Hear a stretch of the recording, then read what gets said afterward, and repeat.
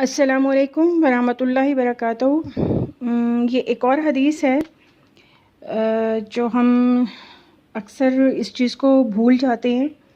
और है ये उसी कपड़ों के हवाले से ही है कि हज़रत अनस रज़ी ताला अन्हो से रवायत है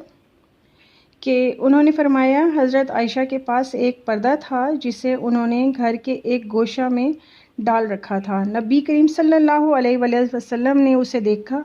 और फ़रमाया कि हमारे सामने से ये पर्दा हटा दो, क्योंकि इसकी तस्वीरें मुसलसल मेरी नमाज में सामने आती हैं।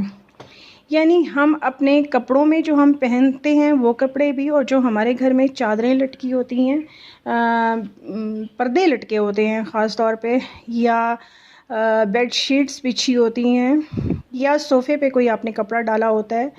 या पलंग पे कोई चादर डाली होती है, तो इस तरह की कोई चादर, इस तरह का कोई पर्दा,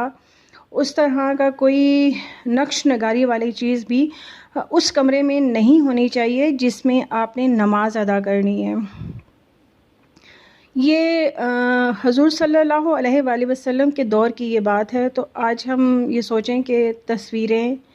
और नक्श नगारी, बेल बूटे, ये सब नमाज वाले कमरे के लिए ज़रूरी जायज़ नहीं हैं। हमें इन पे थोड़ा सा एहतियात करनी चाहिए, और ज़रा सी एहतियात से हम इस हदीस को अपना सकते हैं, और इस हदीस पे अमल करने के बाद हमें दुगना तिगना सवाब मिल सकता है।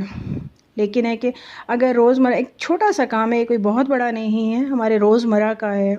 हमारे घर में वाकई पर्दे इस तरह के होते हैं जिसमें नक्श नगारी बनी होती है, जिसमें तस्वीरें बनी होती हैं,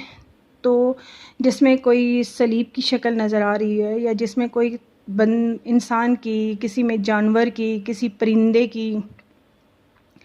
उड़ते हुए परिंदों की तस्वीरें हैं, तो वो नहीं होनी चाहिए, क्योंकि उससे हमारी नमाज नहीं होती। अल्लाह आप लोगों को खुश रखे।